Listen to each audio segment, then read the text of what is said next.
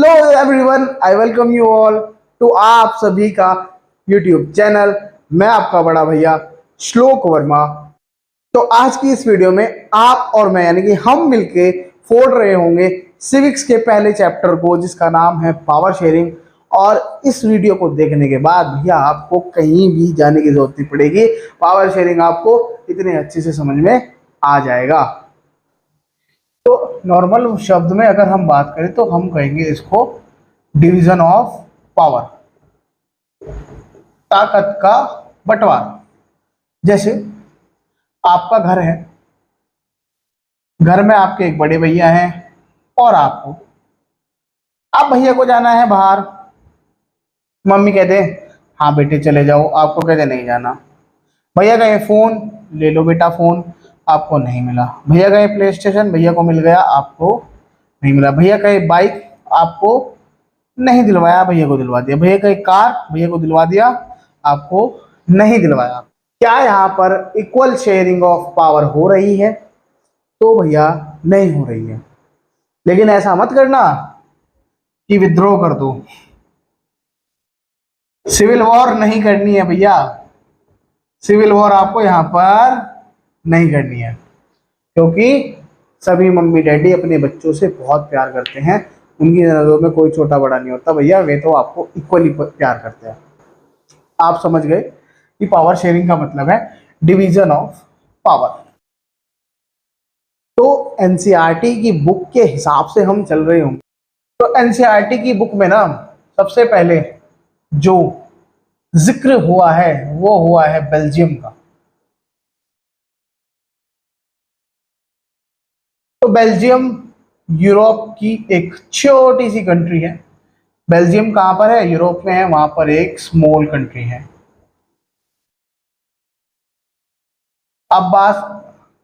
अब इसका अंदाजा आप सिर्फ इस हिसाब से लगा सकते हैं, जो इसका लैंड एरिया है वो हरियाणा स्टेट जितना बड़ा है बस। ये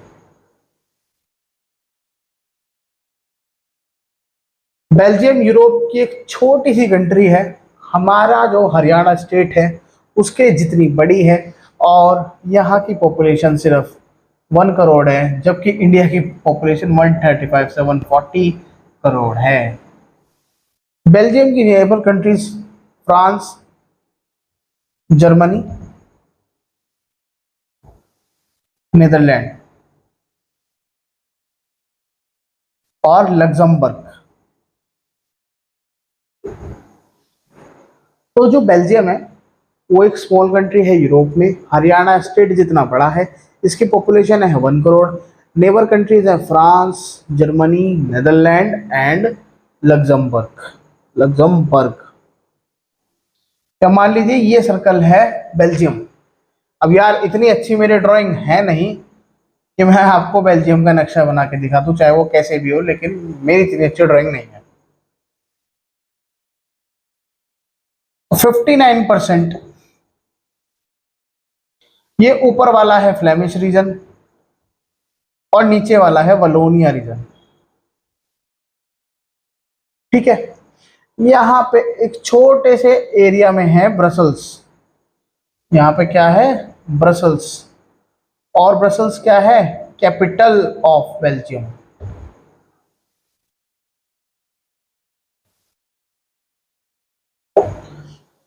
तो ये रहा बेल्जियम। बेल्जियम में ऊपर वाला रीजन है फ्लेमिश रीजन, बीच में है हमारे पास ब्रसल्स जो कि बेल्जियम की कैपिटल है, और उसके नीचे है वोलोनिया रीजन। देखो यार, अगर हम चीज़ों को सिंप्लीफाई कर दें, कैटेगराइज कर दें, तो हम उनको बहुत आसानी से, बहुत जल्दी से समझ लेंगे और याद भी कर लेंगे। तो ऐसे ही हम इसके बारे में भी देख लेते हैं। वहां पर सारा मसला लैंग्वेज का हो रहा था।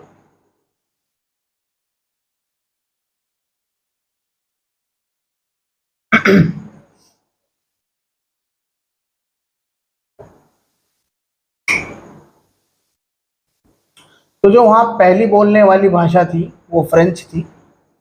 फ्रेंच लोग माइनॉरिटी में थे, 40% थे, और वे वलोनिया रीजन में रह रहे थे।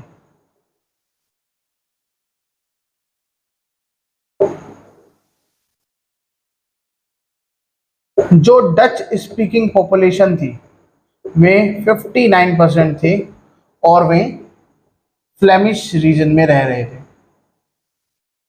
उसके बाद जो जर्मन्स थे वे 1% थे और वे भी कहीं यहीं फ्लेमिश रीजन में रह रहे थे। उसके बाद हम बात करते हैं ब्रसल्स की।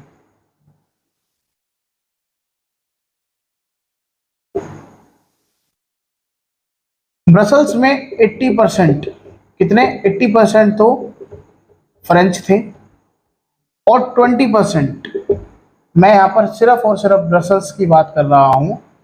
ब्रसल्स में 80% फ्रेंच स्पीकिंग पॉपुलेशन थी और 20% डच स्पीकिंग पॉपुलेशन थी। अगर मैं पूरे बेल्जियम की बात करता हूं तो डच स्पीकिंग पॉपुलेशन ज़्यादा है, लेकिन अगर मैं सिर्फ और सिर्फ ब्रसल्स की बात करता हूं तो यहाँ पर फ्रेंच स्पीकिंग पॉपुलेशन ज़्यादा है।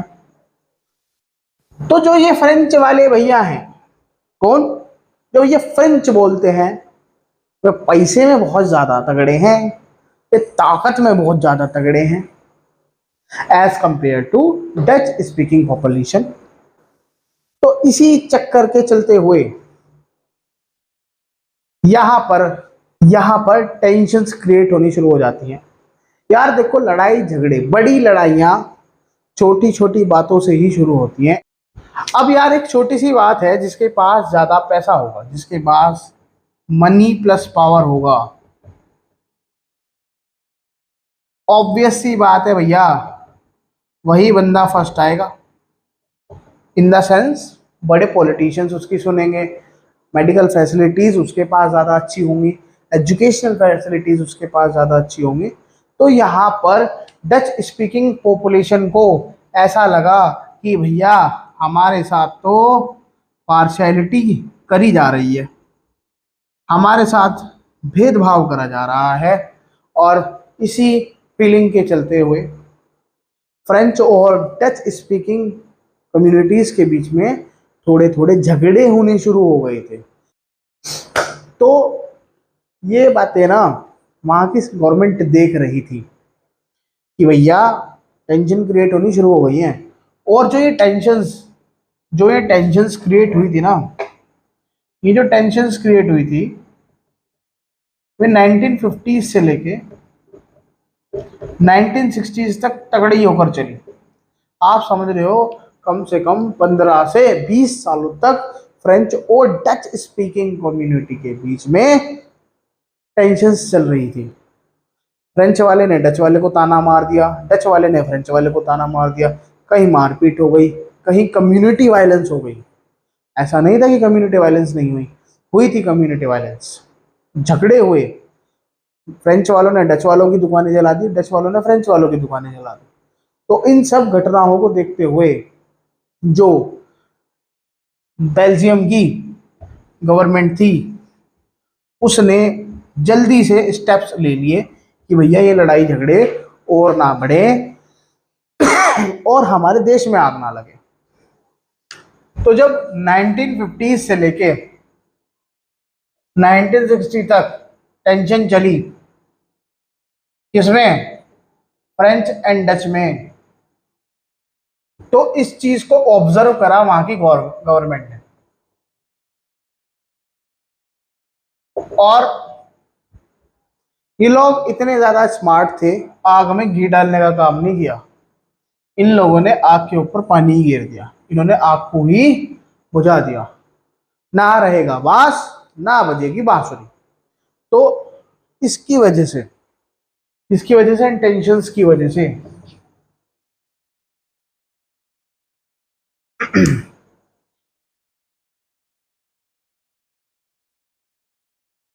Accommodation in Belgium,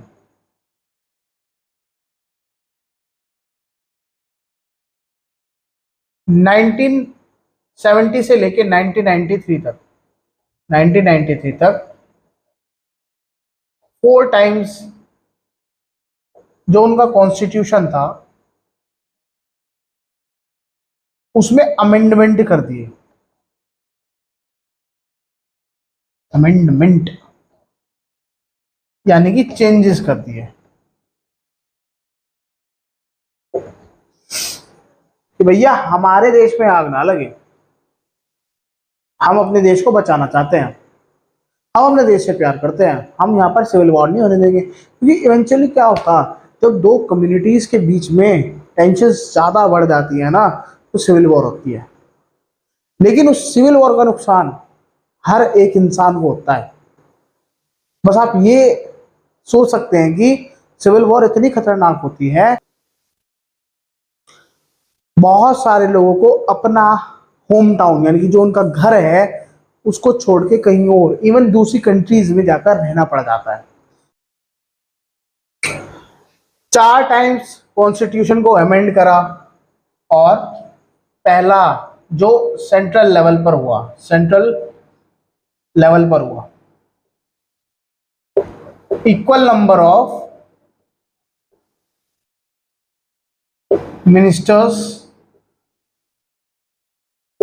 of both French and Dutch.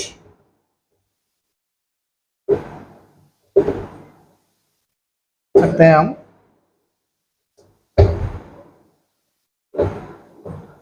State government,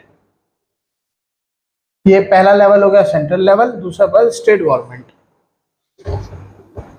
some powers of central government were given two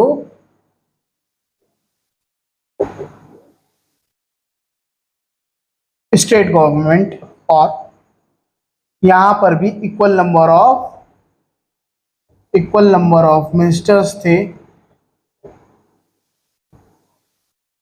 of both French and Dutch.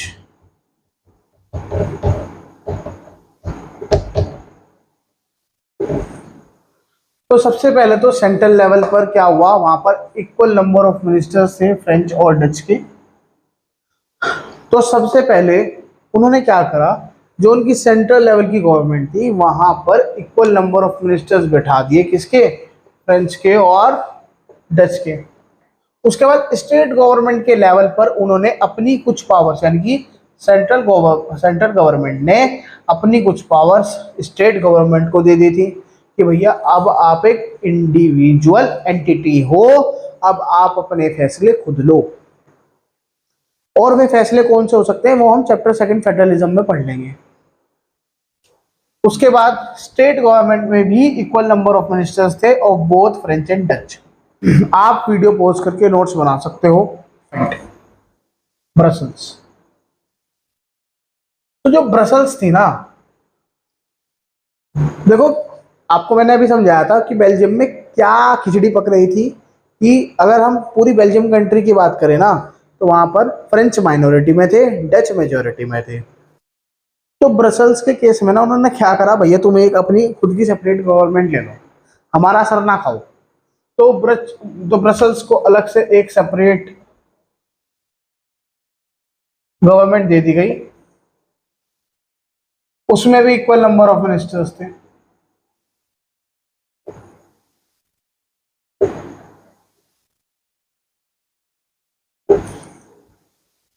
उसके बाद इन्होंने चौथा पॉइंट क्या करा, इन्होंने एक लोकल लेवल पे लोकल कम्युनिटी गवर्नमेंट भी बनाई। अलग कम्युनिटी गवर्नमेंट थी, डच के पास अपनी एक अलग कम्युनिटी गवर्नमेंट थी, और जर्मन्स के पास एक अलग कम्युनिटी गवर्नमेंट थी। यानी कि भैया वहां पर किसी भी एक बंदे के हाथ में या किसी एक एंटिटी के हाथ में सारी पावर्स नहीं थी, उस पावर को शेयर कर दिया गया था वेरियस लेवल्स पर। जैसे कि सेंट्रल गवर्नमेंट में इक्वल नंबर ऑफ मिनिस्टर्स रख दिए गए थे, स्टेट गवर्नमेंट को कुछ पावर सेंट्रल गवर्नमेंट की दे दी गई थी, उसको एक इंडिविजुअल एंटिटी बना दिया गया था, उसके बाद अपनी पावर्स और राइट्स आ गए थे। और स्टेट गवर्नमेंट में भी इक्वल नंबर ऑफ मिनिस्टर्स थे, किसके, फ्रेंच और डच के। उसके बाद ब्रसल्स को एक अलग से सेपरेट गवर्नमेंट दे दी गई थी, और वहां पर भी फ्रेंच और डच को इक्वल रिप्रेजेंटेशन दे दी गई थी। उसके बाद एक लोकल कम्युनिटी गवर्नमेंट भी बनाई गई थी, जिसमें जो फ्रेंच के लिए अलग थी, डच के लिए अलग थी, और जर्मन्स के लिए अलग थी। तो जो काम ये करा था ना ब्रसल्स में, उससे ना कॉन्फ्लिक्ट का सीन ही खत्म हो गया था। अब किसी एक पूरी कम्युनिटी को तो सारे एडवांटेजेस मिलेंगे नहीं, जो भी एडवांटेजेस होंगे, जो भी राइट्स होंगे, वे प्रॉपर्ली डिस्ट्रीब्यूट हो जाएंगे, पावर को उन्होंने इस हिसाब से शेयर करा। तो अब बात करते हैं हम अपने पड़ोसी मुल्क मुल्क अपनी नेबरिंग कंट्री श्रीलंका के बारे में। तो जो श्रीलंका है ना, इसकी पॉपुलेशन 2 करोड़ है, यानी कि हमारे हरियाणा स्टेट जितने लोग इसको अपनी जो आज़ादी मिली वो मिली 1948 में। तो श्रीलंका में ना यार प्रॉब्लम्स थी नहीं, क्रिएट करी गई। तो श्रीलंका में सीन ये था, लैंग्वेज, परसेंटेज, रिलीजन,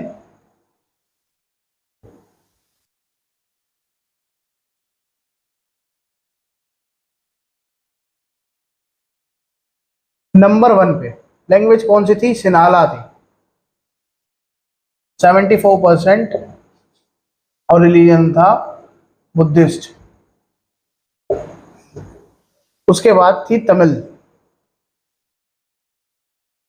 अब तमिल भी दो तरह के लोग बोल रहे थे, एक तो श्रीलंकन, दूसरे थे इंडियन। इंडियन वाले थे 5% और ये थे 13%। तो टोटल तमिल 18% लोग बोल रहे थे, और ये हिंदू भी थे प्लस मुस्लिम भी थे। साथ में वहां पर 7% क्रिश्चियंस भी थे, जो कि तमिल प्लस सिन्हाला दोनों लैंग्वेजेस बोल रहे थे।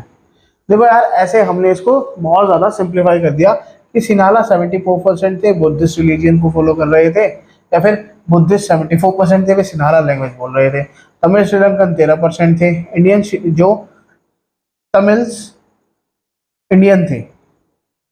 भाई तमिल लैंग्वेज को श्रीलंकन भी बोल रहे थे, इंडियंस भी बोल रहे थे, और क्रिश्चियंस भी बोल रहे थे। अब यार जो इंडियन तमिल थे ना, जो तमिल लैंग्वेज बोल रहे थे, वो इंडिया वाला जो सीन था ना, मतलब जो तमिल इंडियन तमिल्स थे वहां पर, मतलब क्या हुआ था जब हमारे ऊपर ब्रिटिशर्स का राज था, ड्यूरिंग ब्रिटिशर्स रूल, उस टाइम वहां पर टी प्लांटेशन का काम बहुत ज़्यादा तगड़ा था। तो वहां पर इंडियंस को लेबर की तरह लेकर गया गया, वहां पे इंडियंस को लेबर की तरह काम करवाने के लिए लेकर जाया गया था। तो भाई अब ऐसा तो है नहीं कि आप रोज काम खत्म करो और वहां से आ जाओ, है ना, घर के बराबर में थोड़ी है।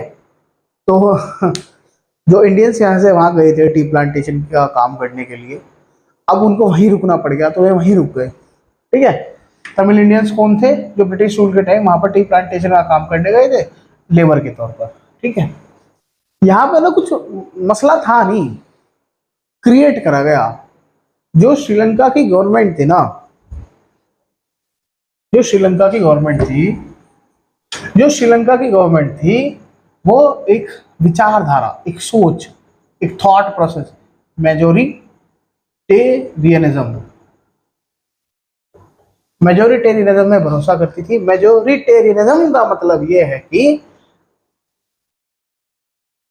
जो लोग, जो कम्युनिटी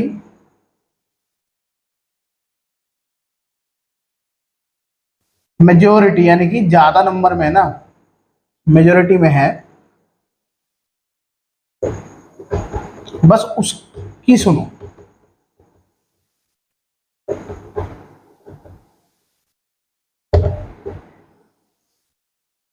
जो कम्युनिटी मेजोरिटी में है बस उसकी सुनो, उसके ही डेवलपमेंट के लिए काम करो, सिर्फ उसकी ही सुनो, उसके ही डेवलपमेंट के लिए काम करो। तो जो श्रीलंका की गवर्नमेंट थी ना, उसने क्या करा, पहला काम, they made Sinhala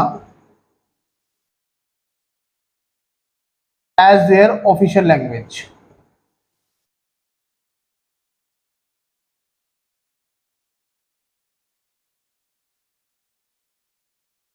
second point, जो वहां पर बुद्धिस्ट लोग थे। सेकंड काम उन्होंने क्या करा, उन्होंने ऐसे लॉज पास करे जो फोस्टर एंड प्रोटेक्ट करते हैं किसको, बुद्धिज्म को। थर्ड, उन्होंने सबसे पहला काम करा, सिनाला को ऑफिशियल लैंग्वेज बना दिया। उसके बाद उन्होंने ऐसे लॉज पास करे जो फोस्टर और प्रोटेक्ट करते थे बुद्धिज्म को। जो बुद्धिस्ट लोग थे,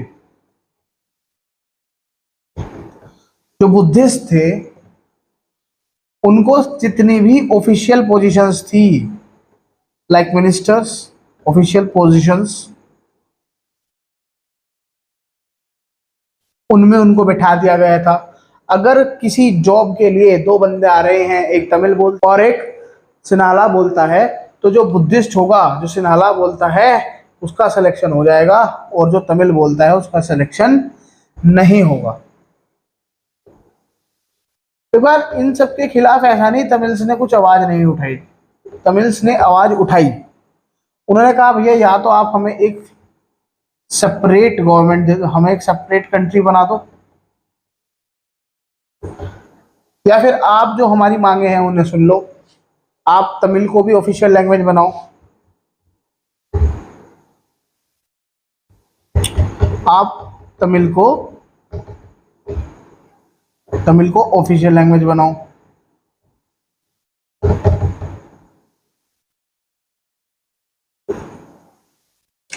तो तमिल्स की डिमांड थी कि या तो आप हमें एक सेपरेट कंट्री बना दो, या फिर भैया आप हमारी तमिल को ऑफिशियल लैंग्वेज बना दो। और जो हमारे साथ पार्शियलिटी हो रही है कि अगर हमारा बंदा कोई जॉब के लिए जाता है, या फिर हमारा बंदा भी मिनिस्टर बनना चाहिए, हमारा बंदे, तमिल वालों की बेसिकली ये डिमांड थी यार कि जो पार्शियलिटी हो रही ना, कि हर जगह तुम सिनाला बोलने वालों को आगे कर दो यार मिनिस्टर में, सारी जॉब पोजीशन में। अगर मतलब ऐसा सीन बन गया था कि अगर यूनिवर्सिटी में भी कोई बंदा अप्लाई कर रहा और वो सिनाला बोलता है, तो भाई उसका सिलेक्शन हो जाता था, और जो तमिल बोलता था उसका नहीं होता था। इवन गवर्नमेंट जॉब्स में भी यही हाल था। तो तमिलियंस को यार ऐसा लगा कि यार हमें ऐसे ट्रीट कर दे कि हम यहाँ के लोग ही नहीं है क्या। ऐसा ही डिट्टो बिल्कुल सेम पाकिस्तान में भी हुआ था, बिल्कुल ऐसा सेम पाकिस्तान में भी हुआ था। ये सब कुछ चलता रहा श्रीलंका में, मेजोरिटेरिज्म अपनी पीक पर था, सुनने को तैयार नहीं थे तमिलियंस की। तो तमिलियंस ने कर लिया रेवोल्ट, उन्होंने बना दी LTTE। यार इसके बारे में हम बात नहीं करते। तमिलियंस ने रिवोल्ट कर दिया, और भैया वहां पर हो गई सिविल वॉर दोनों कम्युनिटीज के बीच में शुरू, और हजारों लोग मर गए। बहुत सारे लोग अपने घरों से बेघर हो गए, किसी की मम्मी नहीं रही, किसी की बहन, किसी का भाई। बहुत ज्यादा नुकसान हुआ सिविल वॉर में। तो हमें यही सीखने को मिलता है कि भैया पावर शेयरिंग करनी चाहिए। तो एक सवाल बनता है, why power sharing is desirable.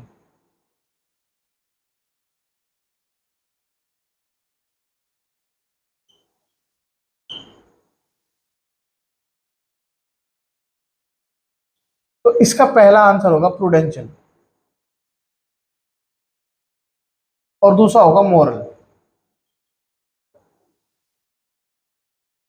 का सिंपल सा एक मतलब है, बचपन से आपकी मम्मी आपको कहती है भैया बेटा झूठ मत बोलो, बेटा लड़ाई मत करो, बेटा किसी को गलत मत कहो। मम्मी क्या कहती है, बेटा झूठ मत बोलो, लड़ाई मत करो।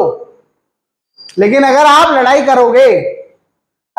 लड़ाई करोगे तो पुलिस आएगी, आपको उठा के ले जाएगी, आपकी कुटाई छिटाई पिटाई करेगी। तो यहां पर आपको समझना पड़ेगा प्रूडेंस का मतलब। प्रूडेंस का मतलब होता है कैलकुलेशंस। क्या? Calculations of loss and gain. Just for an example भैया, कोई भी अगर गवर्नमेंट है तो उसको कोई भी एक्ट पास करने से पहले अपने सारे लॉस और गेन के बारे में देख लेना चाहिए भैया कि क्या इस कानून को पास करने से हमारे कोई फाइनेंशियल लॉस तो नहीं हो रहा, या फिर जनता तो नहीं भड़क जाएगी, हमारे देश में आग तो नहीं लग जाएगी। मतलब मल्टीपल रीजंस, मल्टीपल चीज़ों के बारे में सोचना पड़ता है किसी भी एक्ट को पास करने से पहले, किसी भी बिल को पास करने से पहले। तो प्रूडेंस का मतलब है कैलकुलेशंस ऑफ लॉस और गेन। तो यहाँ पर जो मॉरल में हम लिखेंगे वो होगी spirit of democracy.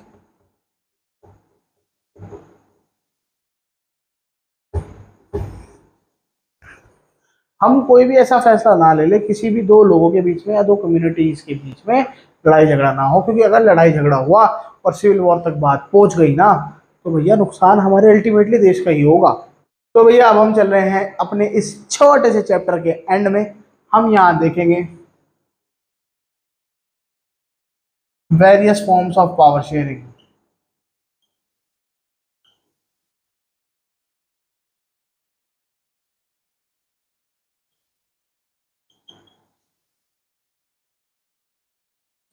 Number 1, horizontal. देखो भैया, इंडिया में लेजिस्लेचर है, यानी कि लॉ मेकिंग बॉडीज। इंडिया में कोई भी लॉ ऐसे बनता है कि पहले कोई भी बिल रिप्रेजेंट करा जाएगा हमारे राज्यसभा में, वहां पर वो 2/3 ऑफ द मेजोरिटी से पास होगा। उसके बाद वही बिल हमारे लोकसभा में रिप्रेजेंट करा जाएगा, उसके बाद हमारे प्रेसिडेंट साहब उसको साइन करेंगे, उसके बाद वो बिल एक्ट में कन्वर्ट हो जाएगा। अब लेजिस्लेचर ने तो बना दिया लॉ, उसके बाद एग्जीक्यूटिव का काम है उस लॉ को इम्प्लीमेंट करना। और law and order, law and order मतलब कि भैया कोई चोरी चकारी तो नहीं हो रही, कोई क्राइम तो नहीं हो रहा, उसको देखना।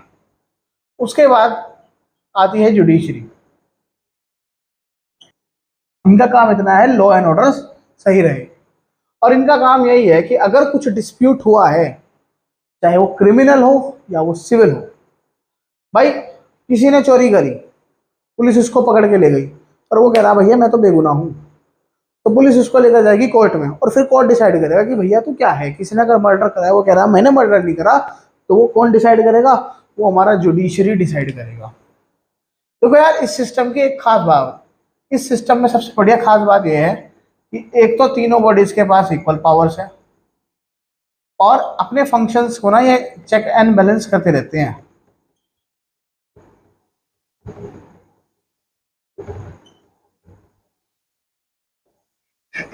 चेक एंड बैलेंस यानी कि तीनों बॉडीज के पास एक तो इक्वल पावर है। मान लो अगर कोई गलत लॉ आ गया है, कोई गलत लॉ पास कर दिया है, तो जुडिशरी कहेगी भाई लॉ पास करा है ना, इसको हटा लो, ये गलत है। तो जुडिशरी ये बताएगी किसको? लेजिस्लेचर को। अगर एग्जीक्यूटिव कुछ गलत कर रहा है तो वो जुडिशरी को बताएगा। मतलब तीनों बॉडीज एक दूसरे को चेक एंड बैलेंस करती रहेंगी। तीनों में से किसी के पास भी ज्यादा पावर्स नहीं है, तीनों के पास इक्वल पावर्स है। तो दूसरा आता है vertical form of power sharing. इसमें क्या होगा, जैसे कि सेंट्रल गवर्नमेंट, यानी कि हमारे जो प्राइम मिनिस्टर साहब हैं वो सेंट्रल गवर्नमेंट में है। उसके बाद स्टेट के सीएम होते हैं। उसके बाद लोकल लेवल आता है। मतलब vertical form of power sharing में या तो दो हो टीयर्स, या उससे टू और मोर टीयर्स, क्या किसके? Of government. सेंट्रल पे हमारे पीएम है, उसके बाद हमारे सीएम है, लोकल पे मेयर्स और चेयरपर्सन आ जाते हैं। तो ये होगी हमारी vertical form of power sharing. तो अब पावर शेयर्ड बिटवीन कम्युनिटीज।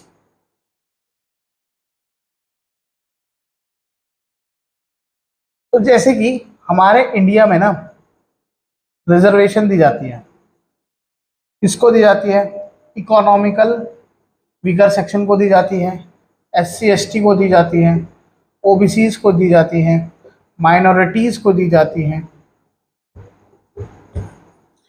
पीडब्ल्यूडीज को दी जाती हैं। उसके बाद आता है मतलब जिनके पास जो इकोनॉमिकली वीकर हैं, जो सोशली बैकवर्ड हैं, माइनॉरिटीज जैसे कि सिख, मुस्लिम्स, इनके लिए कुछ रिजर्वेशंस हैं, और भी बहुत सारे माइनॉरिटीज में आते हैं। उसके बाद जो फोर्थ है various pressure groups, various groups.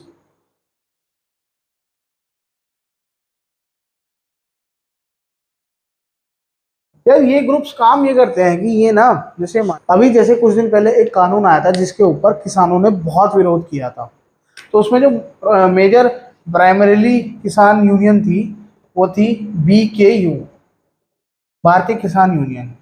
अगर आप कॉलेज में जाओ, जब आप कॉलेज में जाओगे तो वहाँ पर आपको स्टूडेंट यूनियन देखनी पड़ेगी, जिसमें ABVP बहुत ज़्यादा फेमस रहती है। तो ये वेरियस ग्रुप्स होते हैं, जैसे कि भारतीय किसान यूनियन फार्मर्स का ग्रुप है, स्टूडेंट यूनियन स्टूडेंट का ग्रुप्स है, कंपनी लेबर यूनियन, ये जितने भी वहाँ पर लेबर काम करती हैं उनका यूनियन है। ये बेसिकली इकट्ठे हो जाते हैं, और अगर इन्हें किसी लॉ से दिक्कत है तो उसके बारे में इकट्ठे होके अपनी जो अपनी बड़ी ऑर्गेनाइजेशन है उसको बता दे, भैया हमें इससे दिक्कत है, हम काम नहीं करेंगे। ये प्रेशर ग्रुप्स कहलाए जाते हैं। तो इसी के साथ पावर शेयरिंग हमारा ख़त्म हो जाता है। बहुत ज़्यादा आसान चैप्टर है। अगर आपको वीडियो पसंद आई है तो हमारे चैनल को सब्सक्राइब करना, वीडियो को शेयर करना अपने स्कूल के ग्रुप में, कोचिंग के ग्रुप में। ये वीडियो फैला दो भाई। Thank you.